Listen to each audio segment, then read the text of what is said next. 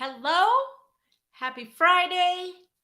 It's been a minute and I'm happy to be back. Woo, summertime, summertime, summertime. Gonna wait a second, see if we can't get some people in here. Hello, hello, hello. I see people coming into the IG. How is your Friday going? How is your summer going? Do you have a win for me? Use that #win. I got all sorts of things to talk about today. Hello, hello, welcome. I see people coming in. Yay. How are you? I've missed you. I've missed just chatting with the community, even though, I'm sitting here by myself talking to screens, but that's okay. In the past couple weeks, because I haven't been on in 2 weeks, first of all, summer has me all screwed up because I am somebody who needs a schedule and who needs routine, and it is so out of whack right now. So that's thrown me off a little. I got the opportunity to travel to Indianapolis for the National Adoption Conference. And while there, I flew in one of my team members, Carly, who I had never met in person. She's from Utah. She's been working with me for a couple years, and I finally got to squeeze her, which was super exciting. So we really it was so nice to hang out with her, and just meet some of the agencies and attorneys and just organizations that we've worked with. That is just so nice. Some of them I met in person for the first time, and others I just, it's so nice to see again. And we hosted Idea Day, basically DEI, diversity, equity, inclusion, and accessibility. That's what the A is. We hosted a training for adoption professionals. One of our clients, actually, one of our past clients, led it, and it was so powerful. And what we all walked away with, and the deep conversations, and we had guests speaking, a retired professor from Cornell, and April Dinwoody, and just some phenomenal birth moms, adoptees, adoptive parents, and professionals. And we just had hard conversations, and it was great. Matza Ball Schmal Win fully signed up with my first agency, forms, profile, and payment. Yes, girl. Still need to sign with others, but it's a start. 100%. Love it. I mean, it's for real. You're like active, and yay. Now it's a waiting game. So anyways, through these last couple weeks, I've been in deep discussions. I've learned a lot. A lot has gone on in this country. Let me just address that right off the bat. I mean, we've been getting questions about, what does the overturn of Roe v. Wade look like for the adoption community? There's laws changing very rapidly in many states across the country. And while personally the whole thing just makes me want to throw up, we don't know what it's going to do to the world of adoption. So it's a wait and see, just like with this whole COVID crap that's going on. So, which is still going on after all this time. So it's, we don't really have answers at this point. I wish we did. Okay, so over the past couple of weeks, we've had a ton of questions and a ton of just different conversation that's been showing up in our communities, as well as conversations that I had. So I'm just going to dig in and just kind of talk to you about what's being talked about. So one thing is, there's a lot of, we've had, unfortunately, a couple of clients in the past who get matched and then find their expectant mother posting on social media about a baby shower or excited to have this baby, um, or things being posted that really give them pause, like, is this a scammer? Usually it is, if you find something like that. So, one of the questions that you might want to ask your agencies, and agencies have different thoughts about this, but is what type of due diligence do you do on your expectant mamas before you decide to work with them, and especially before matching? Do you check social media? Um, I think more and more agencies are. There are some agencies who used to feel or who may still feel like it's an infringement on their privacy.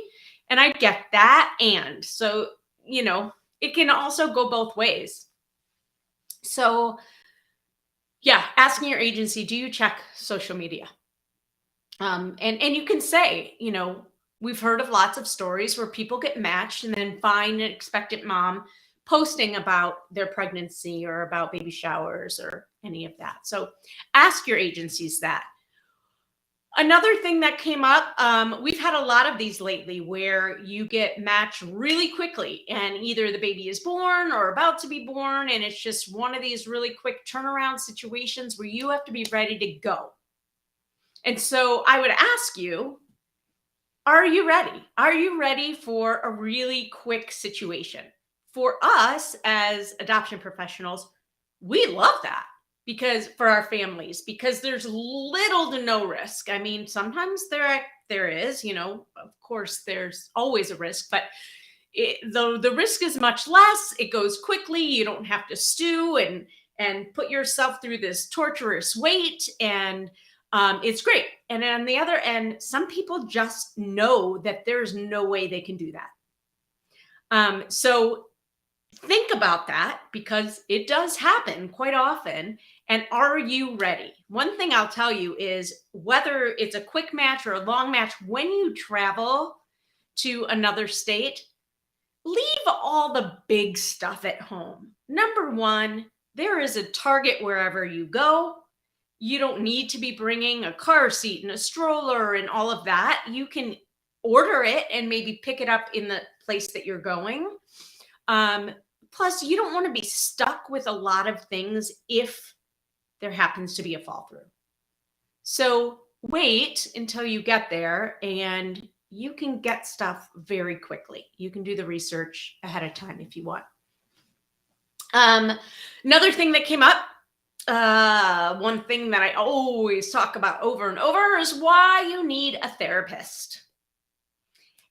So let me ask, some of you may have had this experience and some of you may not, but to think about how you might react in the face of a fall through, given maybe where you're coming from, your past history, what you know about yourself when things get really tough and your anxiety is high, or if you get really frustrated, or is money a trigger to you?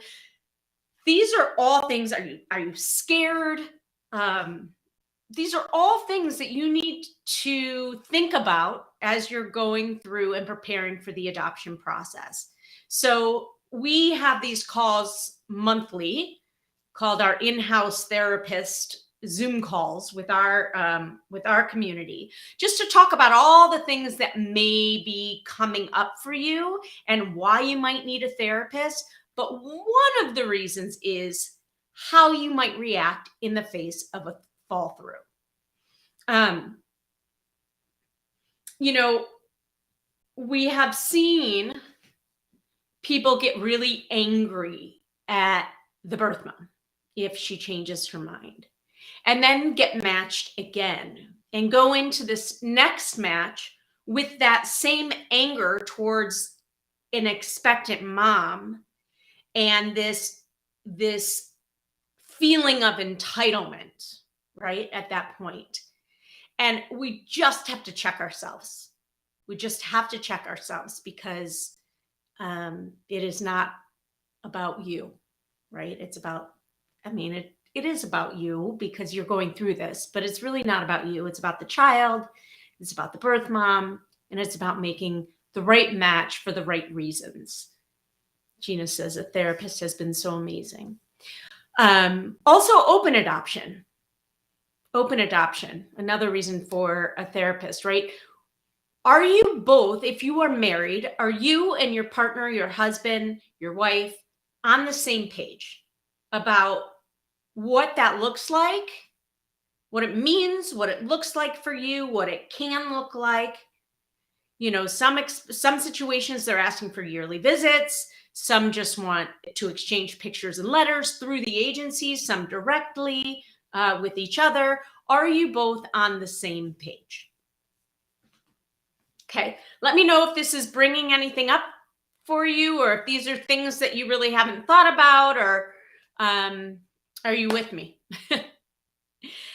I'm just kind of running through all these different things that have been asked in our different communities. Somebody asked, what is the definition of culture as it pertains to adoption? Especially as we're talking about transracial adoption, right? There's also intercultural adoption. So culture, I looked it up, can be defined as all the ways of life, including arts, beliefs, and institutions of a population that are passed down from generation to generation. Culture has been called the way of life for an entire society. As such, it includes codes of manners, dress, language, religion, rituals, art, etc. Why do I bring this up? It is so important, if you are adopting from another race, another culture, that we are teaching our children or incorporating into our new lives their culture as well as the ones that we were brought up with. I have a therapist of years, but do you advise seeking out a therapist who has significant adoption cycle experience? I do. I always recommend an adoption competent therapist. There are, listen, going through grief and loss and anxiety and depression, some of these are issues that definitely come through adoption and that general therapists can deal with. But when it comes to adoption, there's also a lot of nuances, and you really want to be talking with somebody who gets it. You know, we talk about community all the time. It's really, really important to have a community of people and to have people that you can talk to and trust that really understand and get where you're coming from and what you're going through.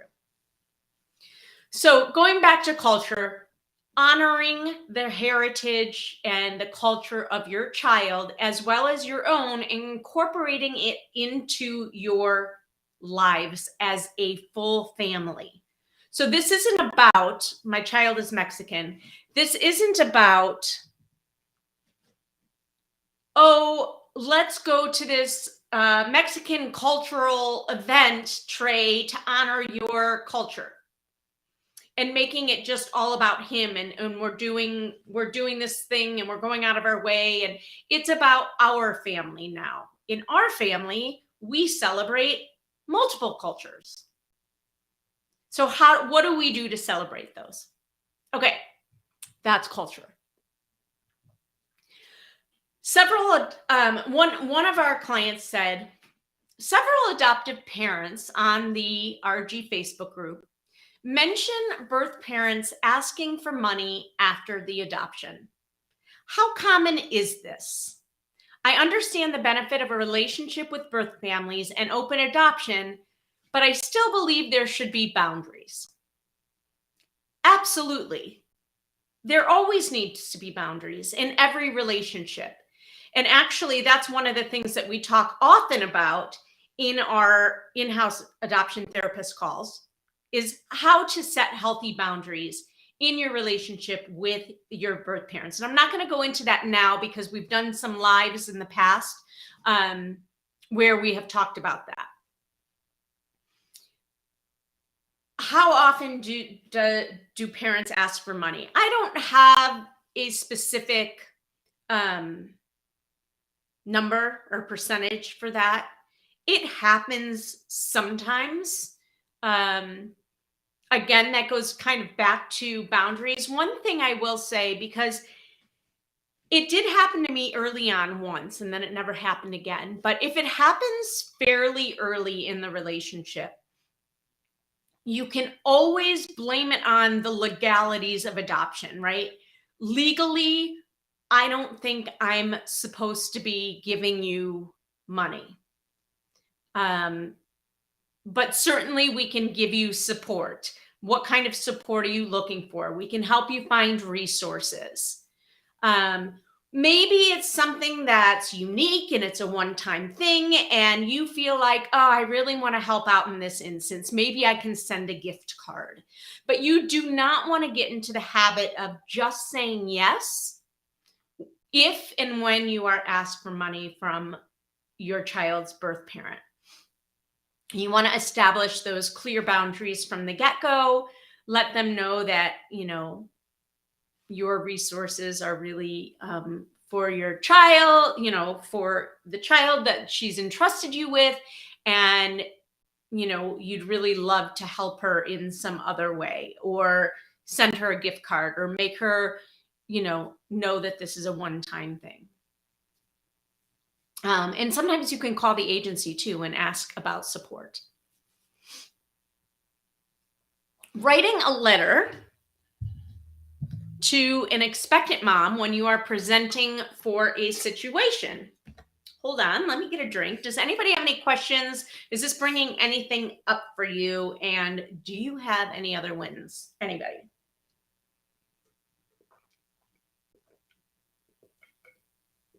Okay.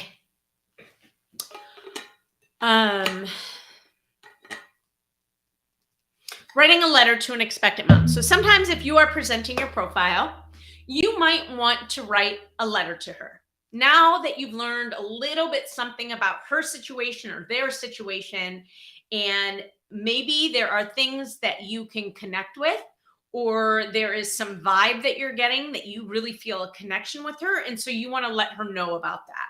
That's great. You should ask your agency if you can send a letter along with your profile. However, this is not a 2-page letter. She has your profile. This is also not a repeat of what is in your profile. She already has this. This is maybe 2 or 3, a couple paragraphs, small paragraphs, no longer than a page at most, but maybe even shorter than a page, 3/4 of a page, of why you felt a connection with her, or mentioning some things that you want her to know about you that are not already in your profile. For instance, if you just decorated your deck for, your yard for the summer, and you spend a ton of time out there, and you've been dreaming about playing in the backyard with your child, maybe you send a letter and mention that and show a picture of what you've been doing all summer to help her visualize that too. Maybe she said she really loves watching The Bachelorette, with 2 bachelorettes coming up. And you're like, oh my God, me too. And so you want to mention that to her. It's those things that maybe she's mentioning in her write-up, right, that the agency has shared with you, that you want to, you want to make that connection with her. That's when it's a great idea to write a letter. But please, please, please do not write this huge, long 2-page letter. All right. We talked a little bit about open adoption and how it could be triggering, but somebody asked, how is an adoption considered open or closed? Closed is really when there is no contact between the birth mom or the birth family and the adopting family. Perhaps you met at the hospital or had a phone call prior, but she really has asked for no communication afterwards. That is closed. And open can be anything from semi-open, sending pictures and letters through Child Connect online, through your agency, without sharing any direct contact, or, texting directly, all the way up to visits. Okay. Keep in mind, if if a relationship, if a relationship starts closed, things change, things evolve. It could move to open. Make sure, please, please, please make sure that the expectant mother was given the option of having an open relationship. You want to make sure that that has been discussed with her. In fact, that brings up another issue of making sure that your birth mom has an advocate, has somebody that's really going over all of her options with her prior to a match, and that she will have her own representation, her own legal representation. Sometimes states legally don't need that. You will always have an attorney, but she should have an attorney too. And she should be shown the paperwork ahead of time so that she knows exactly what she's signing. Okay. Something that was talked about both at the conference as well as IDEA Day, this DEI training. And I'll leave you with this, but I think this is a really important one. Oftentimes, hopeful parents are asked, why do you want to adopt? And I'm going to address that in a minute. Kathy says, my son's birth mom seemed to have a new phone number every week while pregnant. Do you have a recommendation of a good app or website that we could both access to exchange pictures? So first ask your agency if they have a program, a software program that you can exchange pictures and letters. You could set up a private Facebook page for the two of you. I don't know, because I was thinking of Google Voice, but she would need a phone. If she has a phone, you can do Google Voice, which is free. I don't know of apps. I know there are. I know that there are apps. I just can't think of any off the bat. If anybody else knows of certain apps to exchange pictures and stuff, I know that I've had clients send me some private photo albums and stuff. I wonder if you could even do that through Google Photos. I'm not sure though. Kathy, ask in the Facebook community. I'll bet you somebody has. All right, just going back to this really quickly. Often you might be asked, why do you want to adopt? And hopeful families think that that we are looking for a specific answer. Oftentimes people come to us and say things like, we want to save a child, or we were called to adopt, or we really think we could give a home to a child in need. Now, these are all very innocent comments, and I know that they are coming from a good place. And I want you to consider, when you answer this question, what a birth mother or your child as an adoptee would think about that answer. When you say, I want to adopt because I want to save a child, that is putting a huge burden of gratitude on your child. You are saying that your child should be grateful to you for saving them. If you say, and I would say parenting is so much more than just saving a child, right? And that child likely doesn't need to be saved. So just mind your P's and Q's, mind your words, and think about it from all sides. Also, people who say we were called to adopt? So again, think about your language from each member of the triad. In a perfect world, adoption wouldn't exist, right? No birth mother wants to place their children for adoption.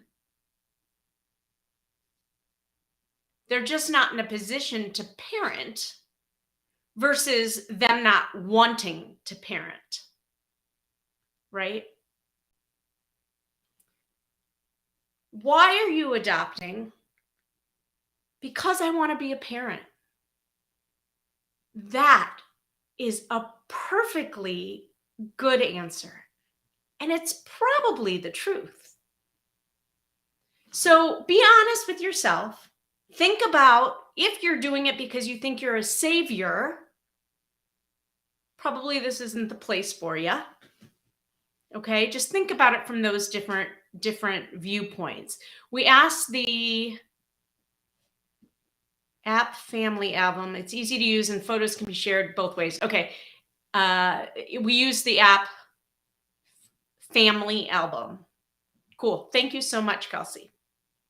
So think about the words that you use, not only in answering this question, but any time that you are talking about adoption at all, in whatever context you're using. And oftentimes I will use an opportunity if somebody tells, somebody just the other day was talking to me very innocently, saying, oh, I have a friend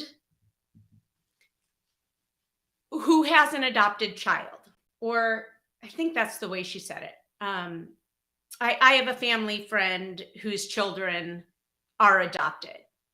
And I let her go on and I said, I just want to correct some language that you used. Adoption doesn't define your friend's children. They were adopted or they were brought into their families through adoption.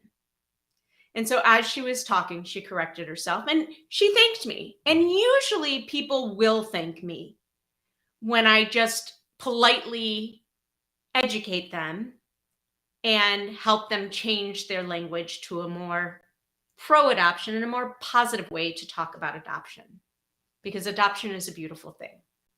On that note, have a wonderful and safe holiday weekend, and hopefully I will be back next Friday, same time, same place. Be safe. Have some hot dogs and hamburgers. If you eat meat, have a couple drinks, and enjoy. Until next time, bye-bye.